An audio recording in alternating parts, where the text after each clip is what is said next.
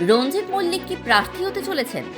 গতকাল তৃণমূল কংগ্রেসের সর্বভারতীয় সাধারণ সম্পাদক অভিষেক বন্দ্যোপাধ্যায় অভিনেতা রঞ্জিত মল্লিকের বাড়িতে যাওয়ার পর থেকেই সাধারণ মানুষের মধ্যে এই প্রশ্ন ঘিরে কৌতূহল ও জল্পনা বাড়তে শুরু করেছে।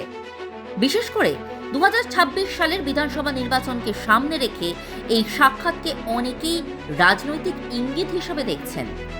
তবে প্রকাশ্যে আসা তথ্য অনুযায়ী বুধবার তৃণমূল কংগ্রেসের সর্বভারতীয় সাধারণ সম্পাদক অভিষেক বন্দ্যোপাধ্যায় বর্ষিয়ান অভিনেতা রঞ্জিত মল্লিকের বাড়িতে সৌজন্য সাক্ষাতে যান। তার সঙ্গে ছিলেন রাজ্যের মন্ত্রী শোভনদেব চট্টোপাধ্যায়।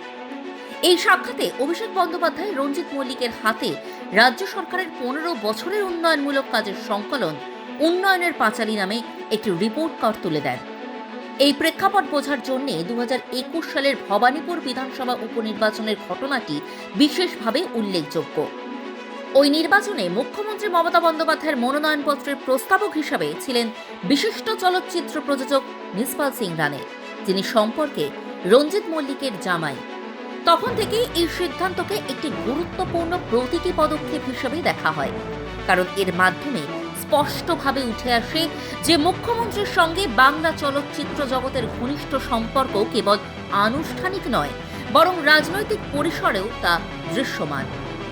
রাজনৈতিক বিশ্লেষকদের মতে নিসপাল সিং রানেকে প্রস্তাবক হিসাবে বেছে নেওয়া ছিল একটি সচেতন কৌশল। তিনি একদিকে শিখ সম্প্রদায়ের একজন পরিচিত মুখ, অন্যদিকে ভবানীপুর কেন্দ্রেরই বাসিন্দা। ফলে এই সিদ্ধান্তের মাধ্যমে ওই বিধানসভার বৈচিত্র্যময় ভোটারদের উদ্দেশ্যে একটি অন্তর্ভুক্তিমূলক বার্তা দেওয়া হয়। একই সঙ্গে টলিউডের প্রভাবশালী অংশের সমর্থনও প্রতীকীভাবে তুলে ধরা হয়।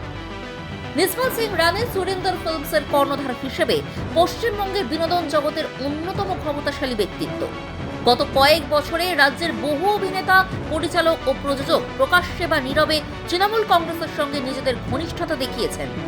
এর ফলে রাজনীতি ও বিনোদন জগতের সংযোগ আরও দৃঢ় ও দৃশ্যমান হয়েছে। রঞ্জিত মল্লিকের সঙ্গে সাম্প্রতিক সৌজন্য সাক্ষাৎ এবং ভবানীপুর উপনির্বাচনে নিসপাল সিং রানেকে প্রস্তাবক করার ঘটনা, এই দুই উদাহরণ মিলিয়ে দেখলে বোঝা যায় তৃণমূল কংগ্রেস সাংস্কৃতিক জগতের বিশিষ্ট ব্যক্তিত্বদের সঙ্গে সম্পর্ককে কেবল ব্যক্তিগত পর্যায়ে নয়, রাজনৈতিক ও প্রতীকী স্তরেও গুরুত্ব দেয়।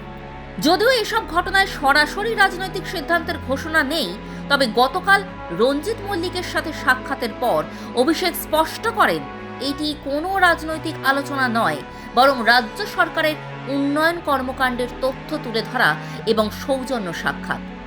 অপরদিকে রঞ্জিত মল্লিকও কোনো রাজনৈতিক প্রতিশ্রুতি বা প্রার্থী হওয়ার ইঙ্গিত দেননি।